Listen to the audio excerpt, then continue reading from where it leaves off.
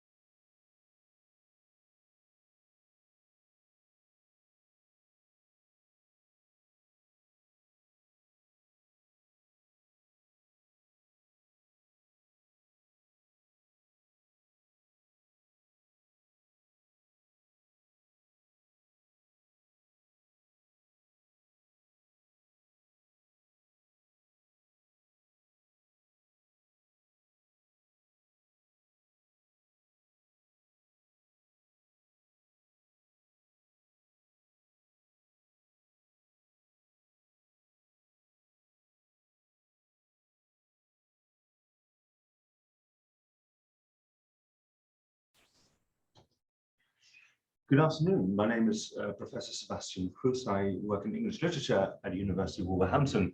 Welcome to the Resonating Heart event, which is part of the Being Human Festival. Just to say that this event is being recorded, so you can put your questions in the Q&A. It's a public space, so please be kind and sensible, please. This event is part of the Being Human Festival. And the University of Wolverhampton is a Being Human Festival hub. The Being Human Festival is taking place across the UK between the 10th and 19th of November, so we've got 2 days left. The Being Human Festival is the UK's national festival of the humanities, run by the School of Advanced Studies, University of London, with generous support from Research England in partnership with the Arts and Humanities Research Council and the British Academy. You can find more about the festival and the full program of events at the festival's website, www.beinghumanfestival.org. The festival can also be found on @BeingHumanFest on Twitter, Instagram, and Facebook, and the hashtag is BeingHuman2020. Please keep the festival as free as possible and help improve the festival in the years to come by filling out the survey, which we'll put in the chat later on. Let's go to Resonating Hearts. I feel this is a very special event. We've been working towards this for a number of months with Ukrainian colleagues who are suffering terribly because of the war in their country. So just to contextualize, at the start of the 21st century, our world is unstable and precarious, to say the least. We are faced with a series of grave global crises that have built in major uncertainties into our planet's future. Climate change, globalization, and resurgent nationalisms and other political forms of extremism are kind of determining our current world. Digital technologies are challenging how we define what is the human. We have to contend with major political shifts and tensions that reach back to 9/11, which are fracturing the American hegemony and laterally are presenting us with ethno-national identities and associated imperial pasts. We also now have Vladimir Putin's dream of restoring Russia's pre-1917 empire. These issues, of course, were accelerated and intensified by the COVID-19 pandemic, which hit the world in early 2020. This health crisis, one of the largest of its kind, repeatedly exposed and accelerated broader current crises in individual and collective well-being, equality, and justice.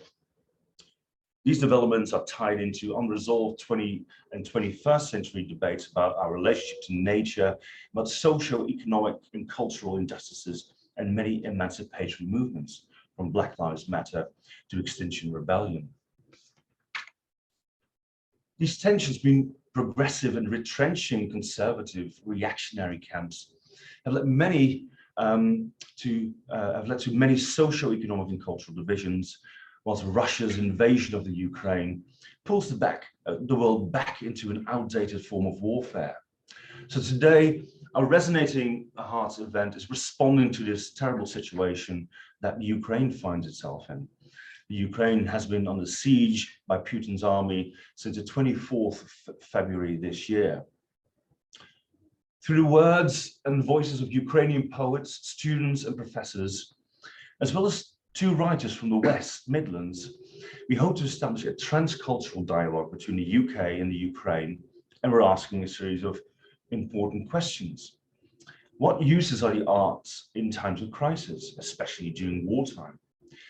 How can poetry create comfort and perhaps also create perspective on a series of horrific experiences?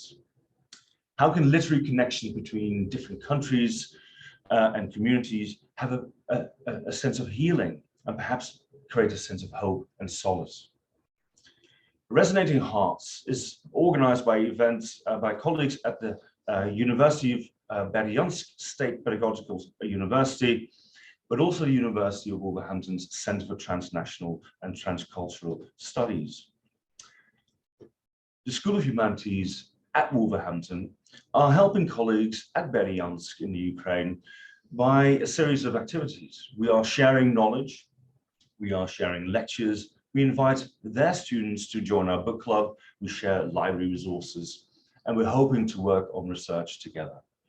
We've also appointed our first speaker, Professor Sofia Filonenko, as honorary professor in the School of Humanities at the University of Wolverhampton. Berdyansk is on the Black Sea. It's close to Mariupol, and the city is occupied by the Russians, who have actually set the university library on fire. Staff and students have fled the city and are now living as refugees in other places, including Kyiv and Lviv. As you know, recently the Russians have stepped up their warfare across the Ukraine, making the lives of our colleagues and fellow students unsafe. In fact, Professor Filonenko yesterday stated that they have massive missile attacks these days and nearly non-stop blackouts in every region of Ukraine and hardly any internet. Because of this precarious situation, we have decided to pre-record the Ukrainian contributions to our event, which have been created under very difficult circumstances, as I'm sure you understand. The videos that you're about to see were shot on mobile phones in places such as a refugee center and a bomb shelter. It is therefore that sometimes the sound quality in images are not always optimal, though I'm sure you understand that this has occurred because of that particular situation. Note also that we will not mention the surnames of the students involved. We are live streaming this event and we have with us two literary stars from the Black Country, Dr. Lisa Blower from the University of Wolverhampton and the poet Liz Berry, who has strong ties to the Black Country. We hope that all the contributors' words will resonate and find a way into your heart. For the viewers at home, can you please use the Q&A function to post your thoughts, comments and queries? We're very much interested in hearing from you about your own suggestions about fitting literary contributions that put the crisis and the war in Ukraine especially into perspective. Where do you find comfort? What piece of literature allows you to make sense of a world in crisis? Before we start, I want to give a warning about the content.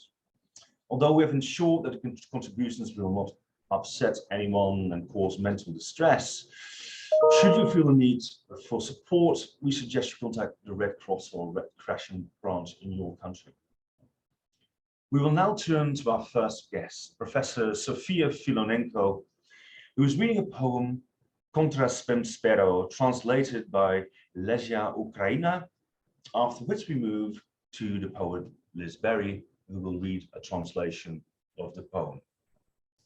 Hello, I'm Sofia Filonenko. I'm from Berdyansk, but now stay in Lviv. Today, the Ukrainians live in such circumstances that seem impossible, and that's why we need to gather all our spiritual power to resist violence, terror, and aggression, and to remain strong and courageous to continue our struggle for freedom. And in this hard time, we address our literature, our classical poetry that gives us strength and reminds us of the eternal values. It's like a magic bridge between our past and our future, and it's our dialogue with the whole world. And now I want to recite some stanzas from the poem by classical Ukrainian writer Lesia Ukrainka, the lines that fill me with optimism and love for life. Contra spem spero. Гетьте, думи, ви хмари осінні, то ж тепера весна золота. Чи то так у жалю в голосінні промайнуть молоді літа?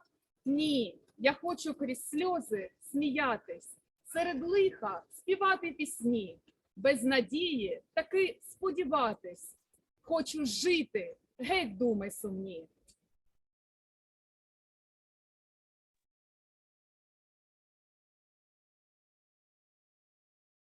Good afternoon, everybody. I'm the poet Liz Berry. I'm going to read the English translation of Contra spem spero. Thoughts away, you heavy clouds of autumn. For now springtime comes, agleam with gold.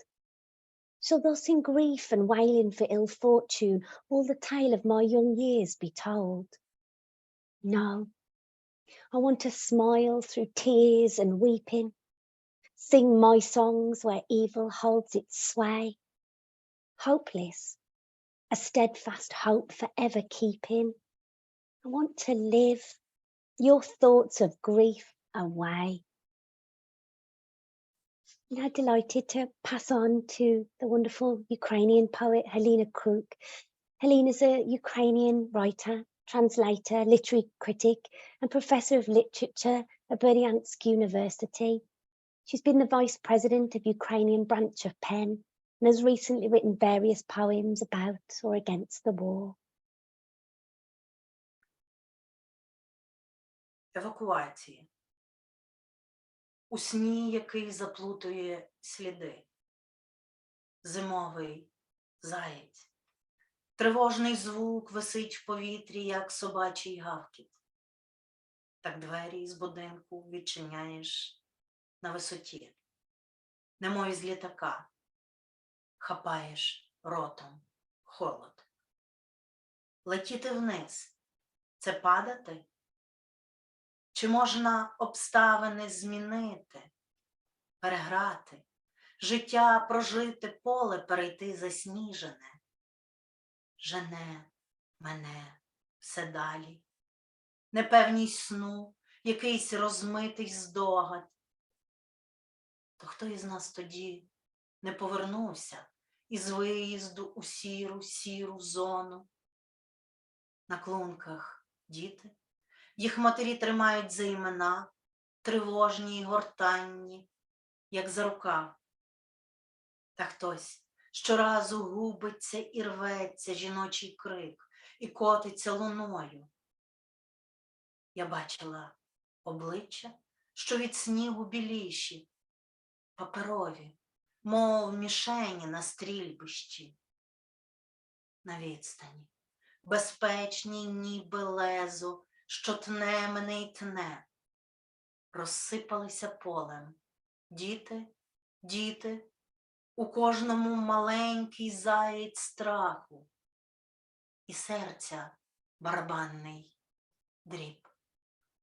В снігах буває, як сховаєшся, то тепло, усе залежить від товщини нанесеного зверху. Цей сон, як сніг, його очима дивишся донизу, на маківки голів їжакуваті, на хаотичні заячі сліди, на білому, на плутані розмови, на випадкові очі, випадкові прозріння, наче спалахи вогню. Ніхто із нас тоді не повернувся із того сну.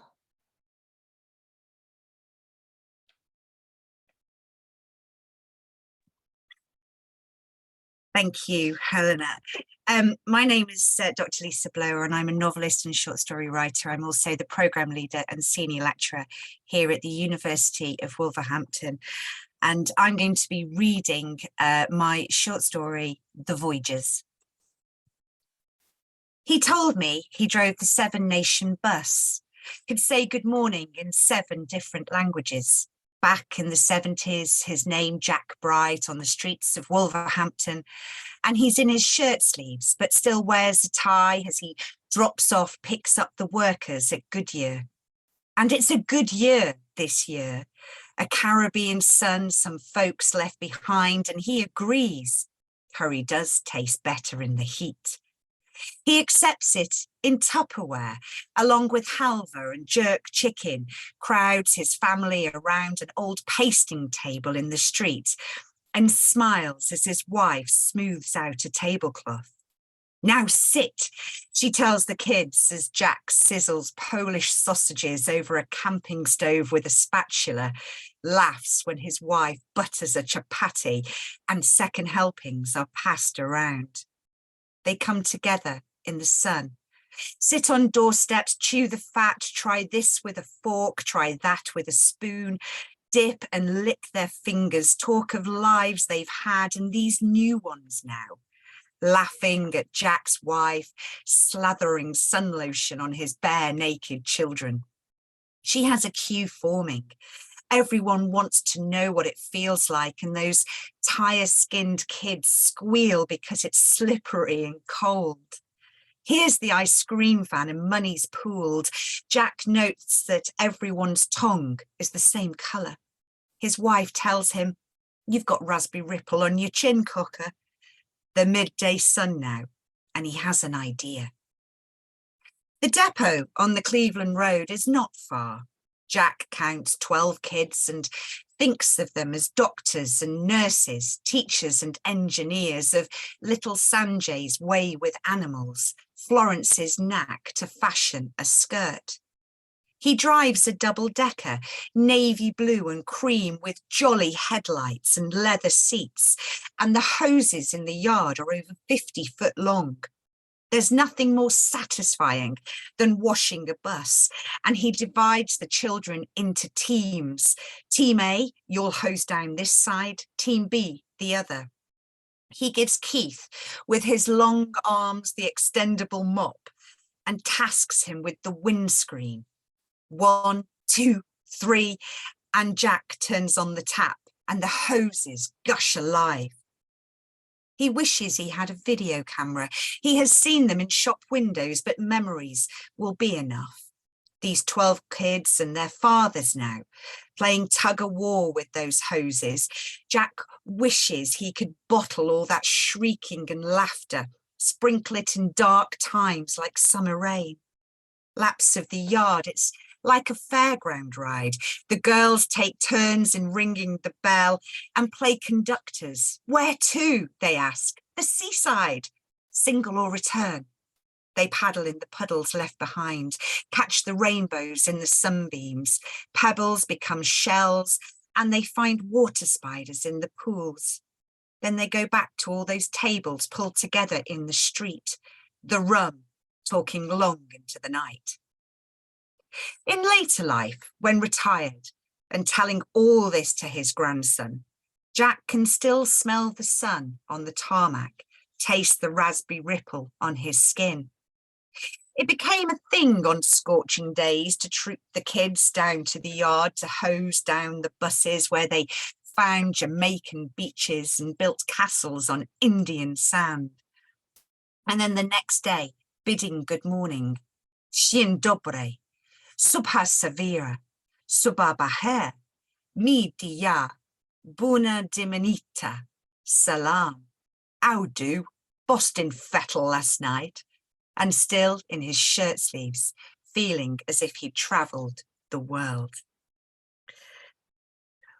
We're now going to go to our next speaker, Anastasia, who is a student of English literature at Berdyansk University and will be reading a poem by John Donne. Hi, my name is Anastasia Kozlova and I'm from Berdyansk State Pedagogical University. Right now I'm at the center of volunteer help called Pedagogical.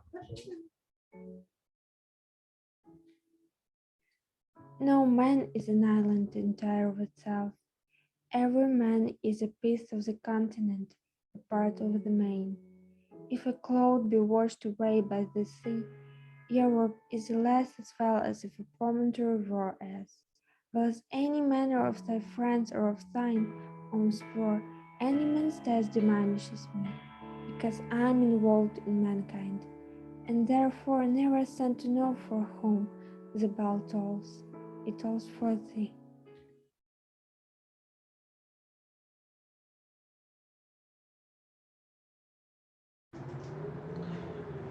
Thank you, Anastasia. No man is an island. It's really an argument for the interconnectedness of people, the possibility and the need to embrace other people, which is what we need to do in times of crisis. And continuing that thought of the interconnectedness of society, of people, is the student Daniil, who is offering us the metaphor of the bridge to think about a place of interconnection. My name is Daniel. I'm a student from Berdyansk Pedagogical University. Where we stand now is part of a pedestrian bridge, which like a vessel leads us to the part of our mesmerizing captivity. Under the bridge, also a river reflecting beautiful sky and resonating hearts, which we share with the beautiful green. Just like us today, 200 years prior, William Wordsworth stood above Westminster Bridge in London to share his love to his hometown in a form of poem. Earth hasn't anything to show of fair, thou wilt be of soul witness by the sights of touching in its majesty. The city now doth like a carpet wear, the beauty of the morning, silent and bare. Ships, towers, domes, theaters, and temples lie open unto the fields and to the sky, all bright and glittering in the smokeless air. Never the sun more beautifully steeped, never so high, felt the calm so deep. The river glideth at at his own sweet will. Dear God, the very houses seem asleep, and all that mighty heart is lying still.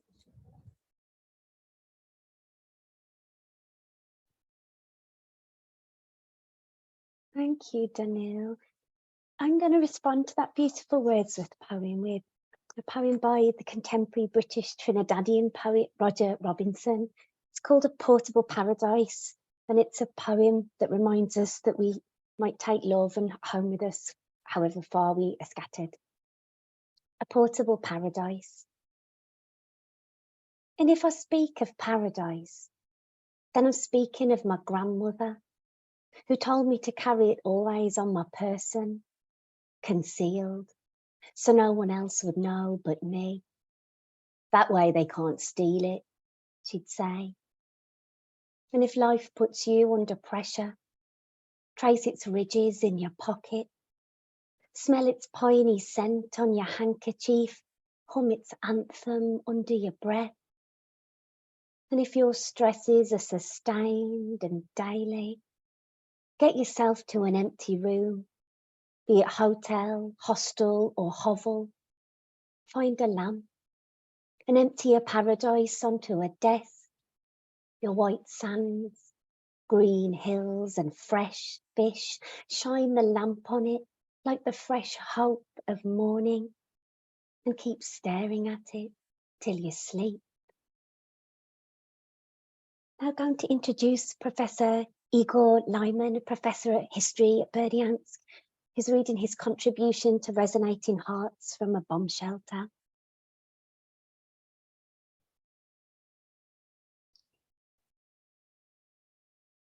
I'm Professor Igor Lyman, historian, coordinator of international relations of Berdyansk State Pedagogical University.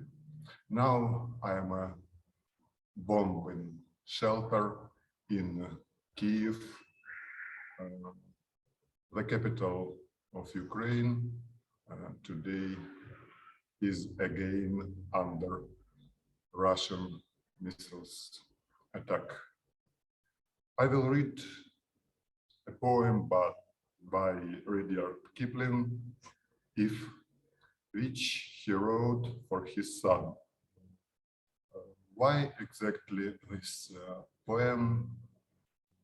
Already during 8 months, I am out of my native town, which is under Russian occupation. All this time, I am together with my son, teenager, who seems to have aged a few years because of the war. So, if by Rudyard Kipling, if you can keep your head when all about you are losing theirs and blaming it on you, if you can trust yourself, then all men doubt you, but make allowance for their doubting too. If you can wait and not be tired by waiting, or being lied about, don't deal in lies. Or being hated, don't give way to hating. And yet don't look too good, nor talk too wise. If you can dream and not make dreams your master, if you can think and don't make thoughts your aim, if you can meet with triumph and disaster, and treat those two impostors just the same. If you can bear to hear the trash you've spoken, twisted by knaves to make a trap for fools, or watch the things you give your life to broken, and stoop and build them up with worn-out tools. If you can make one heap of all your winnings and risk it on one turn of pitch and toss, and loss, and start again at your beginnings, and never breathe a word about your loss. If you can force your heart and nerve and sinew to serve your turn long after they are gone, and so hold on, then there is nothing in you except the will which says to them, hold on. If you can talk with crowds and keep your virtue, or walk with kings, nor lose the common touch. If neither foes nor loving friends can hurt you, if all men count with you, but not too much, if you can feel the unforgiving minute with 60 seconds worth of distance run, yours is the earth and everything that's in it. And, which is more, you will be a man, my son. Thank you, Igor.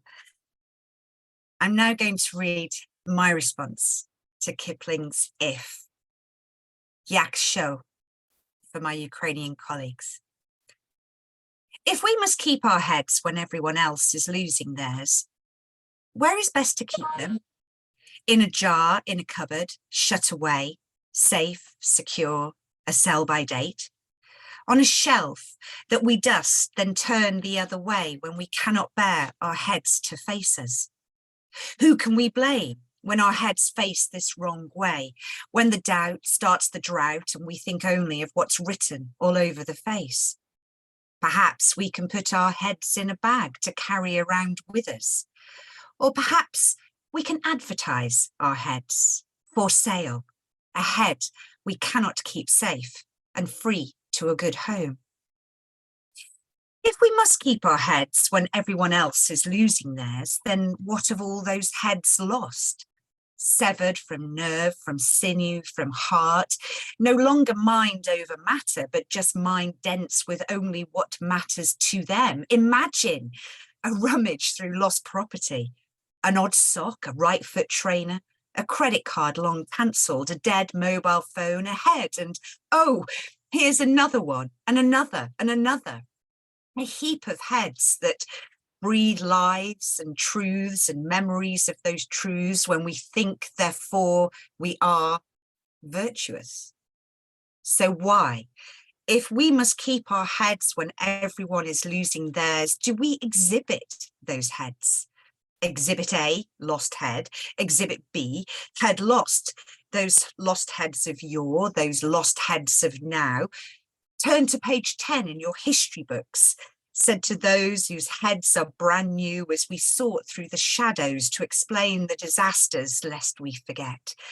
And try not to hate, but hold on to the triumphs that teach for those that come next must keep their heads on this earth and everything that's in it. Just think how many kept heads we could count on. Just think if it were just so, when two minds are better than one, if those heads lost and lopped off birthed better. And if we must, if we could keep our heads as one, if we, if you, if Yaksho, suppose we could screw all those heads back on and turn them towards hope. And we're now back with our English literature students, Victoria and Anastasia. Rebecca, home is so sad. Home is so sad. It stays as it was left. Shipped to the comfort of the last to go, as if to win them back.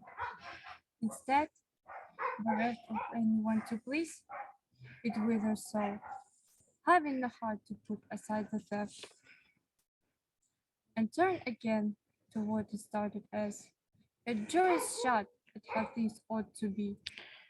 When fallen white, You can see how it was. Look at the pictures and the cutlery, the music in the piano soul, the trays. My name is Anastasia. I'm from Ukraine, the capital of brave people. Now my shelter is Kyiv, but my heart is forever in Berdyansk. This is a town of the sea and breeze, of youth with parties on the beach. It's also the center of like-minded people in Berdyansk State Pedagogical University. I have studied in the halls of our alma mater for 5th year already.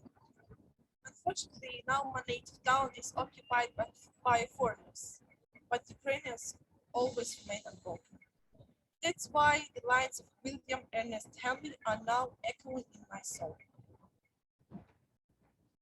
Out of the night it covers me, black as the pit from pole to pole. I thank whatever gods may be in my unconquerable soul. In the fell clutch of circumstance, I have not winced, not cried aloud. Under the bludgeoning of chance, my head is blood, but unbowed. Beyond this place of wrath and tears, looms but the horror of the shade, and yet the menace of the years finds and shall find me unafraid. It matters not how strait the gate, how charged with punishment the scroll. I am the master of my fate. I am the captain of my soul.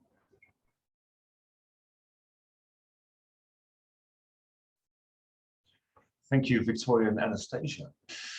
We're slowly nearing the end of Resonating Hearts. I want to ask you if you have any thoughts, contributions. Do put these in the chat. If you have a piece of literature that springs to mind and comments on times of crisis or war, please contribute these in the Q&A. We'll now go to our final two contributions by Halyna Kruk and Liz Berry. First, we're going to go over to Halyna.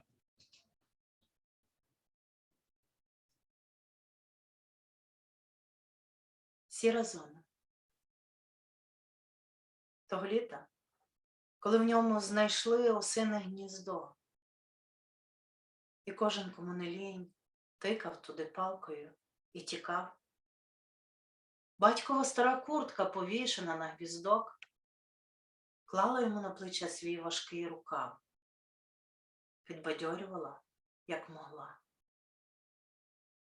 Тої осені, коли призахідне сонце підпалило сусідський дім, і ніхто, крім нього, не побіг гасити, куди вони всі пішли.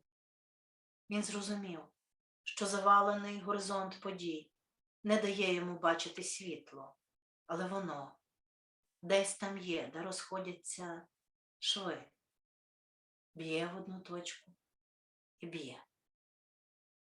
Тої зими, коли в здичавілих собачих очах він перестав виглядати людиною, забув розрізняти день і ніч, збайдужів до усього, грівся в теплу чужу кров, така ставка, щоб вижити.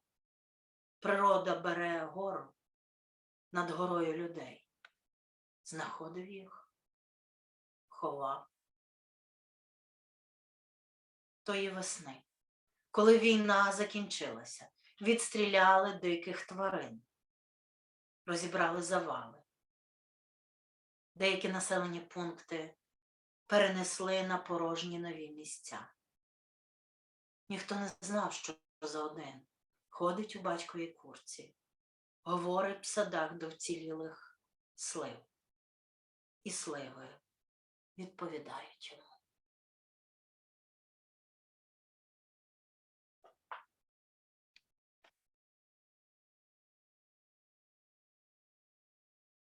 Thank you, Halyna. And I'll close with a really beautiful poem called Wonder by the Slovakian-Israeli poet Tuvia Rubna. Wonder. If after everything that has happened, you can still hear the blackbird, the tufted lark at dawn, the bulbul and the honeybird, don't be surprised that happiness is watching the clouds being wind carried away, is drinking morning coffee, being able to execute all the body's needs, is walking along the paths without a cane and seeing the burning colours of sunset. A human being can bear almost everything, and no one knows when and where happiness will overcome him.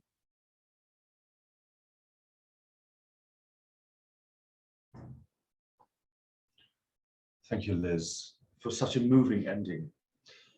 We have almost closed this event. I want to ask you to fill out the evaluation form that will appear in the chat. It will be very good for the Being Human Festival, but also for us to understand how you've experienced this event. I really enjoyed this transcultural dialogue between our Ukrainian friends, between Liz and Lisa, I hope we found a new way forward and maybe establish a transcultural dialogue between the West Midlands and the Ukraine. I found the readings moving, stimulating, and they've also given me a modest sense of optimism. I hope you have the same feelings as well. I want to thank the Being Human Festival team for helping us put this event together, but also Liz and Lisa, but especially the contributors from Ukraine, who've had the courage to stand up for the arts and literature and culture in the face of terror. I hope that soon we'll be able to embrace our Ukrainian friends and continue to create new art and poetry that gives us a sense of perspective and comfort in the difficult times that may arrive. Until soon.